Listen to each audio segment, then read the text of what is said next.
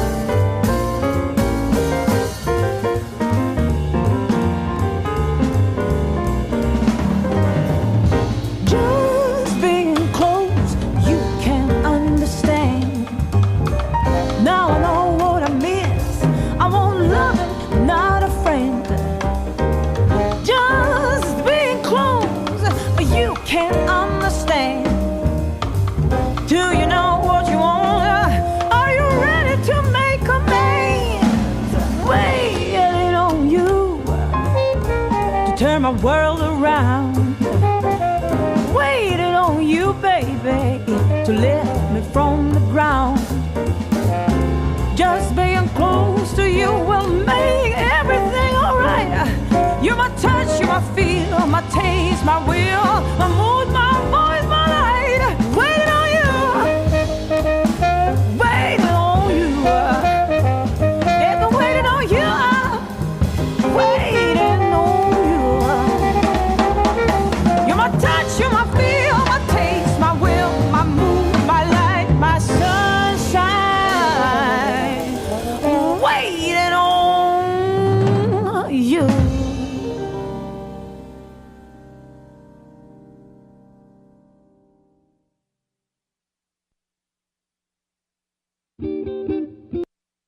And there she is, Anna Popovich, and it's from a 3-CD set, which is entitled The Morning, Midday, and Midnight. So one CD for each day part, and we took the midnight part that we're getting through track by track.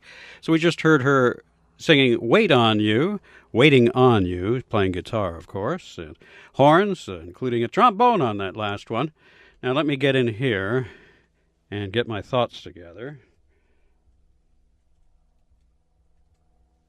These all-important passwords here in this day and age. You know, I heard Anna Popovich sing in the preceding track, a new coat of paint, that I'll wear a dress and you wear a tie. So I can relate to that. Neckties, records, and drums. And coffee, all a part of Hacksaw Jazz. Weekly, on the radio, nationwide, jazz and blues, for review and for you. Before that, too, from Joey Alexander, we heard Draw Me Nearer from his album Eclipse. Then we also heard For We Folks from his album Countdown. We picked those two artists because they either have been or are upcoming again at the MIM, Musical Instrument Museum, Music Theater, one of our supporters, sponsors on Hacksaw Jazz. And as I open up this brochure of the Fall 2018 concert series, here's a picture of Anna Popovich. Look how into the music she is. I mean, this woman is driven. She's confident. She knows exactly who she is. The name of her newest CD, I Like It on Top. And the cover is she's on the upper deck of a penthouse looking out over the city, of course. So that gives you an idea of this fine Serbian guitarist, very pleasing to the eye, but she really can play, too. I mean, really gets into it, as you can see. So getting back to the Music Instrument Museum and upcoming concerts, jazz and blues-wise, you may be interested in Jane Monheit coming on Sunday, November 25th, the Steve Gadd Band, great drummer, one of the all-time greats in our music, a living legend. On December 13 and 14, the Manhattan Transfer, that legendary singing bop quartet, if you will, and the aforementioned Joey Alexander. Let's see, Manhattan Transfer coming December 21st and 22nd. Joey Alexander appearing at MIM on January 10th, a Thursday night. Info, mim.org. Now, on to a feature we want to do on substantive jazz with sensibilities, if you want to call honking and screaming sax sense, of the day's rhythm and blues. So we begin with Illinois Jacket, and we had to pick this, well, partly because of the cover. It just makes a great graphic here on our Facebook Live and YouTube channel. But the recording was made in the 1940s, mainly 1947. Let me get my discographical information correct here. For BYOT, Bayot. It's a track defying explanation, but we have Joe Newman and Russell Jacket on the trumpets and some others. I see Joe Jones's name in there on the drums. And what we have is a track, as I say, with tenor saxophone and chord changes and things like that over the day's jazz. And we have honking and screaming saxophone. And we're going to follow that with Fats Navarro, the great trumpeter who died way too young. And he has with him Eddie Lockjaw Davis. Then we're going to pull out an interview that we did with Eddie Lockjaw Davis to talk about this combination of jazz and honking and screaming tenor sax. So if you can follow all that, let's listen to Illinois Jacket play his tenor saxophone as it sounded in the late 1940s next.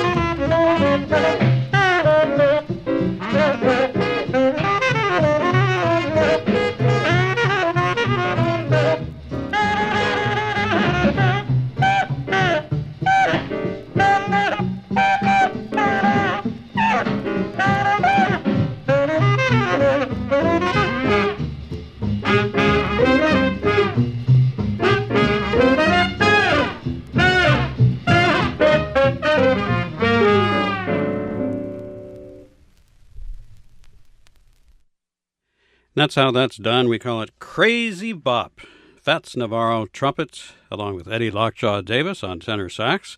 Gave you two examples just to get the flavor of that moment. We heard Calling Dr. Jazz and Fracture, two sides of an old 78 that I happen to like. And before that, similar music from Illinois Jacquet, or Illinois Jacquet, perhaps. He was the great tenor man with Lionel Hampton for all those years. Not quite sure if he was considered a crazy bopper, but he certainly was a honker and a screamer in a big band and truly a jazz setting. Here he was in a small group in 1947. We heard two examples of Illinois Jacquet as well, with Bayat and Adams Alley. And his small group, the Black Velvet Band, he called it. Black Velvet was a hit record done in medium tempo, jazz tempo. And now we go on to the interview that we talked about. Eddie Lockjaw Davis. It lasts for 21 minutes here. As we mentioned on the air, the full interview is going to be heard here on Facebook Live and as well as YouTube. So the condensed part that gets into the R&B honking style within a jazz context that I asked Mr. Lockjaw about all those years ago is brought up on the air. Now, I want to say that keep in mind that this music was recorded in the late 1940s, 46, 47. The interview was done 24 years later in 1980, and now it's a frightening 38 years since the interview. This to me is how relevant historic music can continue to be. Eddie Lockjaw Davis in 1980. Hello, this is Tom Colson, and I'm very fortunate to be speaking with Eddie Lockjaw Davis, tenor saxophonist. This is beautiful, Jaws. I appreciate this very much. How are you this afternoon? Oh, fine. Welcome. Very relaxing. Good. Welcome to Phoenix, and you're always welcome here. I want you to know that. Thank you. Probably the one question that most people ask you is where you got your nickname. And I thought I'd That ask. was the first recording I ever made. It was named Lockjaw. Okay. You had a series of medicinal titles at that time, I Oh, understand? yeah, sure. And the title tune was Calling Dr. Jazz, but the release of Lockjaw being first caught on and made a little noise, so the nickname stuck. Great. And wasn't Fats Navarro with you on the session after that? Oh, he was on several, but in those days it was before the long playing records. There was no such thing as albums, so there was nothing but single 78, so he was on many of them on Savoy records. Was he on Lockjaw? No, that was just a quintet with a full rhythm section. In other words, piano, drums, bass, and guitar. Mm-hmm. You still remember that session well, or have recordings of it to refer to? Vaguely. Vaguely. Yeah. Okay. Do you still go by Lockjaw or Jaws, or? You know, most people call me Jaws. They refer to me as Jaws. It's simpler. Simpler. I still come across the Eddie Davis from time to time. But, Jaws, what made you want to play improvised music there at the beginning? Well, I guess I could simply put it the lifestyle of the musicians. In other words, that was like during the big band era, and it seemed to be very illustrious to see the big orchestras on stage and also in the various ballrooms. So it wasn't the music, it was just the lifestyle to me of the musicians that really caught my attention. Lifestyle of the musician. Meaning the hours they kept, you know, Oh. they went to work at night, they dressed very well. In fact, they were style setters at that particular period of time. You know, you saw bands come in town, they had all neat uniforms, and they looked good. They were drinking between sets, they were smoking, and they appeared to be living a good life, and that really appealed to me. Kind of attractive. After that, getting into it, I found out it was serious business. It wasn't all fun and frolic. Well, speaking of the music business, has it changed quite a bit as a business from those days? I would say so, because basically in those days, music had a dual reward. Aside from achieving excellence, it was enjoyable, and money was secondary. Today, money is primary reason for what's left of it. Well, that's so true. That's so true. Speaking of today's music, whether it be your contemporaries or the so-called slick, polished product or sellable jazz, what do you listen to, if anything? Very little. Okay. Very little. Do you... Because to me, listening to music day and night. It can become monotonous like anything else. I like to approach music with a fresh attitude. So therefore, I don't care to listen to a lot of music during the daylight hours. Sure. Now, if it's a live performance by another artist, I'll go out of my way to hear them. But just particularly listening to music, tapes, cassettes during the day now, because I think that's what we're doing. That's certainly understandable. Getting back to you and improvised music and what attracted you to it, did you really ever set out to make a living at it? Well, at first, it wasn't a matter of making a decision. I wasn't that brilliant to be able to determine whether I was going to be a professional musician in terms of earning a livelihood or not. It was more or less a fun thing. It was more or less a challenge, like I say, trying to get into this so-called good life. And like I said earlier, after discovering that it was a serious business, then I could see where it could be a form of income and a career, and I decided to pursue it. Very good. Now, from that time up until now, has it been pretty steady as far as employment? Oh, very, very much so. I have no complaints in that department. Very good. Good to hear. And you certainly deserve it. Now, getting back to, I hate to keep referring to the past, but it's just for my own reference. I've read some liner notes and heard quite a bit about you, but here again, I'd like to ask the man himself. Here again, liner notes and labels, which, you know, not everybody appreciates all the time. It was stated, at least as I have read, that your early approach was somewhere between R&B and the then new bebop. Would you agree or disagree with that assessment? No, I disagree. I know what the R&B was. The only thing that attracted my attention was, aside from the big band, was individualism termed as soloists, and it certainly wasn't R&B. Okay.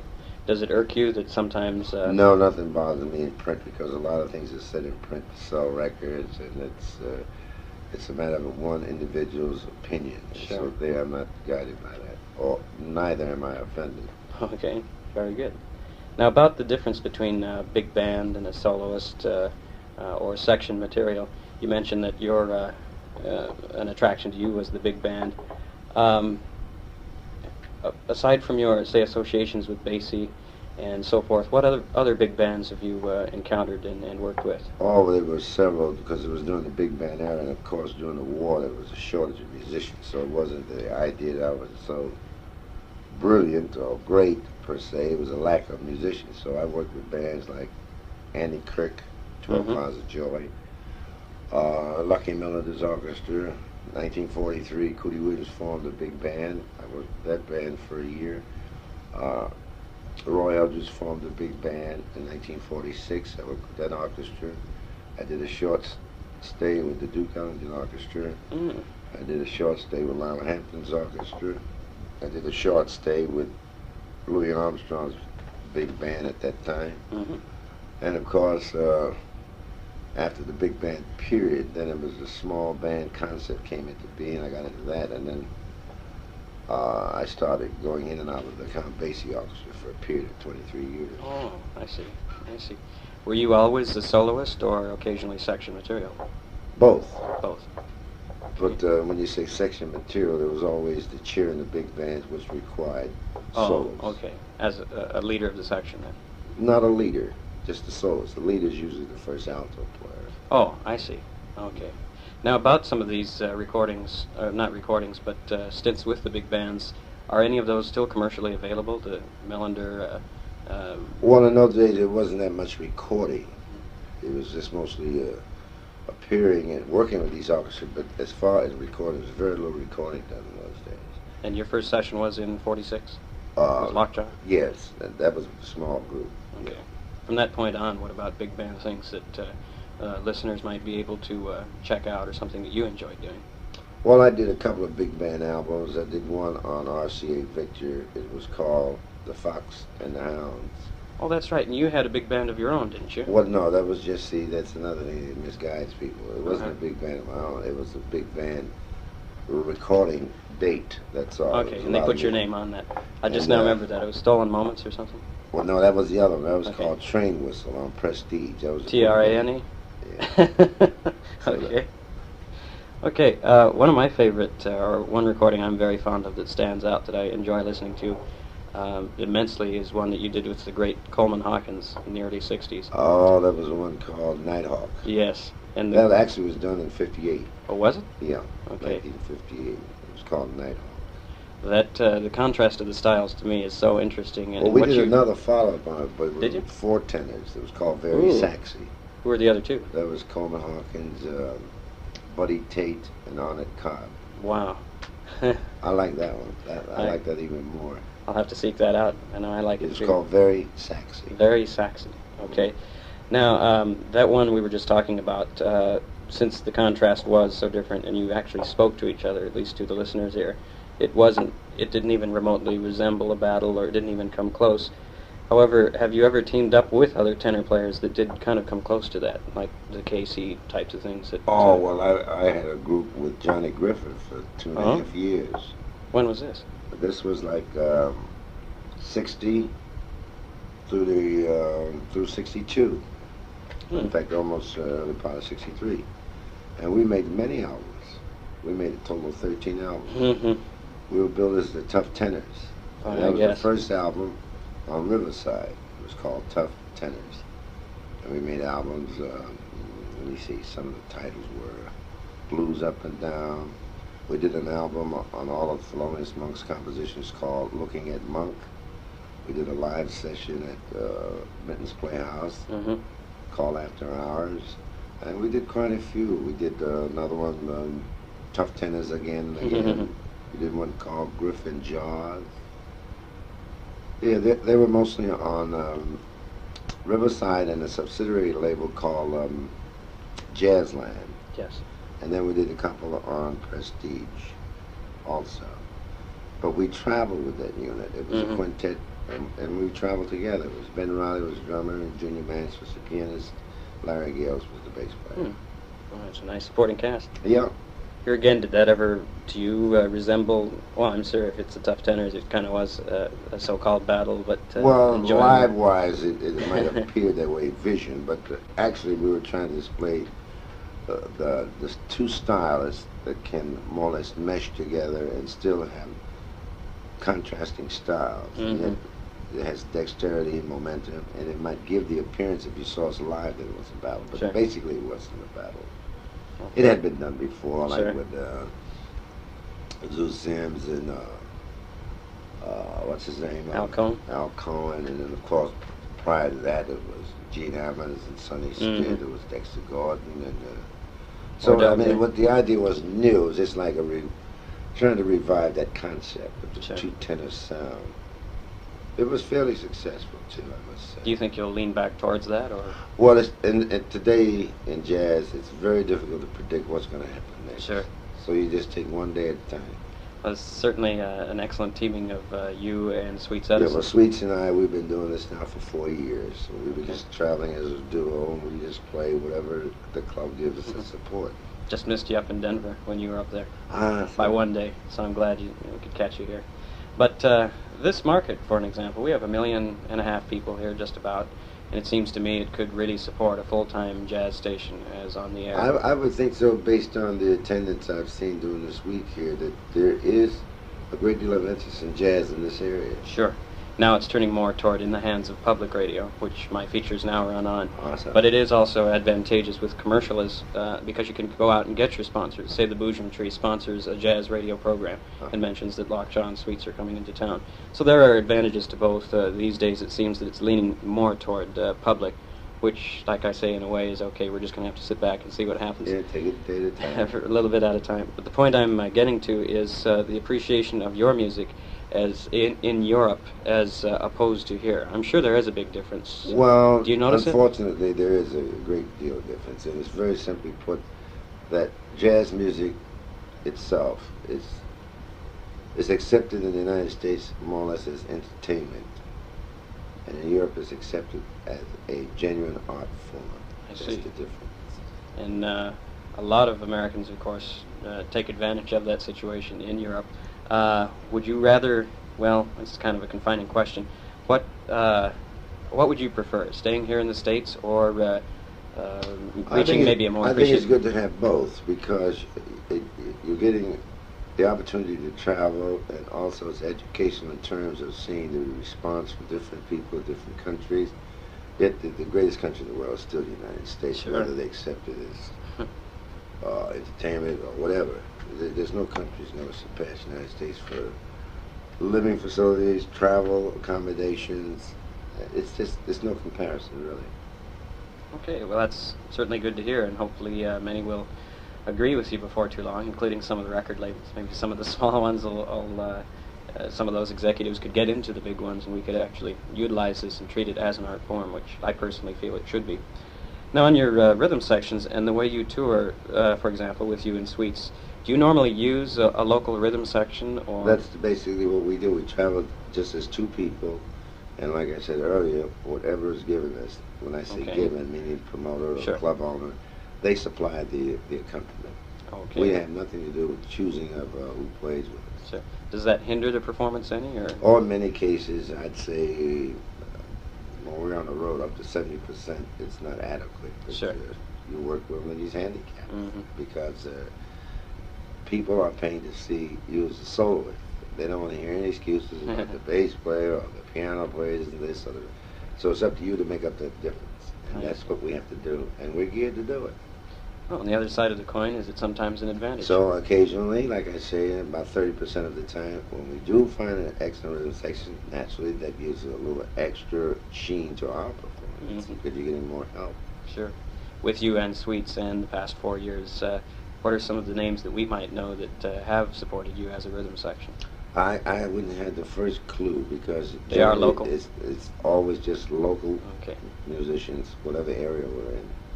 Oh. And we're on the road 10 months a year, so you can tell it's an enormous question to try to fulfill. Sure, and an obviously many different styles and forms. Oh, sure. We're very proud of Buddy Weed's trio that's backing this trio is good. He's real people, and we're proud of him. This is a good trio. It sounds great. Now, on some of the things that you've done, I read that you were involved with George Wein in 1974 on the musical life of Charlie Parker. Now you and he have so many different, I mean, just like the Hawk, and you have so many, such a contrast, and couldn't even be compared. How did you fit in with that, and what was involved there? Do you have memories? Well, see, that basically, I was hired administratively for that tour. Oh, it was a tour I see. Tribute to Charlie Parker. The people that he was affiliated with, such as Stein, Sonny Stitt, so it was a tour, but actually I was hired as a road manager. And I played along with the group, but my main purpose being there was to handle the administrative duties as a road manager. Was it anything really directly to do with Bird, or I'm really unaware? Did you work with him? My particular position, as I say, I played certain concerts with him, but I had no direct link with Charlie Parker. Okay. And like I say, my function on that tour was more or less administrative. Okay. Now about Lockjaw Davis as playing Eddie Davis, what do you like to do in your spare time? What are your hobbies? Exactly what I'm doing now, relaxing, watching television, sports. The only two things I like on TV is news and sports. News and sports. The general programming I could do without. I think a lot of people could. Sometimes... I'm a news fanatic, just like you see this little radio here. It's tuned right to the news station. Hey! And I listen to it all day. Sometimes you could get more out of that. Well, probably a lot of times. Because it's people talking. Yeah, communication. I find that if I had to listen to music, as I said earlier, that it would be monotonous to go to work at night. I listen to music all day. Oh, sure. You do that for a living. Well, it's kind of like probably a news announcer goes out to hear jazz. Absolutely. You need the versatility. Okay. Now, you were born in New York City. Where is your home base now? Las Vegas. Oh. I've been in Vegas for about 10 years. I never worked there. It's just the cost of living is a lot cheaper. Really? Absolutely. That's because of the gambling. They realize so much revenue from the gambling that the homeowner is not taxed to death. Mm-hmm. So that's the only reason I chose. Interesting. Well, speaking of Las Vegas, here again, you, like you say, in your spare time, usually involve yourself in things other than music or what maybe your contemporaries are doing, but I understand the Montgomery brothers are up there behind an organization, a non-profit organization to further jazz. Well, that's just Monk himself. Just Monk? He's formed this the Las Vegas Jazz Society. And they present a lot of concerts and whatnot. And like you say, it's a non-profit organization. and they're fairly successful, although they've had a lot of obstacles because it's really country and western area. Is it really? Oh, certainly. The biggest thing there is the rodeo when it comes to drawing people, aside from the commercial establishments with the big hotels. So Monica's had its problems. However, they have, in the last 2 years, realized that it's beginning to catch. Very good. What jazz is there in Vegas? Well, what happens, he brings in out-of-town performers to present jazz concerts. There's no jazz there whatsoever to speak of. So it's never presented as, say, some of the shows are, to No mass way. quantities of people? No way. No. Do you think if it were, it might help? No, because people would be too interested in listening and they won't gamble. Oh, I never thought of it that way. Well, they do. See, the whole concept of Vegas is to give you a nice big show in the main room and come out and give you Mickey Mouse music in the lounge. This way you'll be encouraged to go to the casino and gamble. I guess that's the place because for it there. Because if they put good jazz music in the lounges, people would never gamble. They'd be too busy watching the big show, and they come out and watch the nice jazz lounge. They would never go into the casino. So they know. They've got it down to a science. It's not that they don't like jazz. They want you there to gamble, not to sit and listen all night to good music. Okay. Now, of all the questions that interviewers have asked you, I'm sure, what question haven't they asked you that you wish they would? None whatsoever. I just go along with the tide. Okay. That's interesting. That's a good way to be. About advice for younger players, whether it be a tenor saxophone or whether it be in your bag or even remotely resembling, anybody that would like to have some advice from Eddie Lockjaw Davis, what might that be? For young people, it depends on what their ambitions are. If it's to become a professional jazz musician, the road is rocky and full of disappointment. And at this period of time, the industry is not that healthy. It's difficult. And I advise you to be very cautious in trying to select that as a means of livelihood. It's very difficult. Do you think it's, just on the same subject, do you think it would be more difficult in these days and times to be yourself as far as improvisation than, say, before there was a lot of jazz education or festivals in the 40s and 30s? Well, they keep saying that jazz is re-emerging as a momentum, but I have my doubts. It's a lot of whoever rhetoric. they are. It's a lot of rhetoric. It's a difficult business, and to the young, if you can afford to pursue jazz music as a career, be aware of the pitfalls. Okay. Very good. Anything you'd like to add here this afternoon, Joss? Other than I hope that we're invited again to play the area. You're certainly welcome, and thank you very much again for the time. Sure. Wondered if, also, would you have any objections if I could have you... Yeah, for my program? No, this is, I used to write it up for the people, but I'd rather have them be themselves, but this is my name. Tom, how do you pronounce it? Colson. Colson. Right, and that's my radio program. And jazz works. You ready for it? If you're ready. Yeah, I'm ready. Hi, I'm Eddie Lockjaw Davis, better known to my associates as Charles. Now, for the tasties in our realm of music, please listen to Tom Colson and the Jazz Workshop. Beautiful. So that was November 8th, 1980, almost 38 years ago to the day, the great Eddie Lockjaw Davis. I figured that YouTube is the best place to store the entire interview if you're interested. This is program 708. It's taken us over 40 years to get there. Not quite a weekly program. Lean radio years in the scene and tough demand had us down to no jazz programs in radio for a while. In those days, we kept playing drums and hitting festivals and doing music journalism. However, once when digital happened and web streams and social and what have you, we got rebooted on January 1, 2011, and we've been going since then. So this is program 1708A on YouTube to hear the entire Eddie Lockjaw Davis interview. Now we go on to someone that Lockjaw brought up during his interview, Lionel Hampton, and we go back to Illinois Jacquet, tenor saxophone, to solo with Lionel Hampton.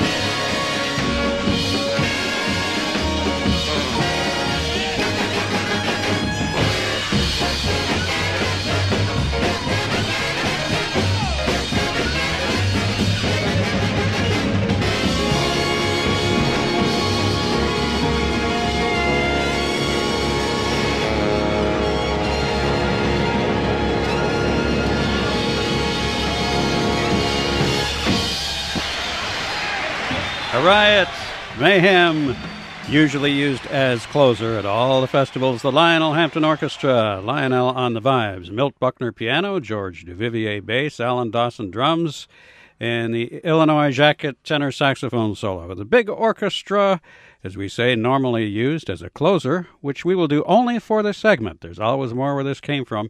Hacksaw Jazz. And just so you know what we're talking about, our coffee this episode comes from two very different places in the world.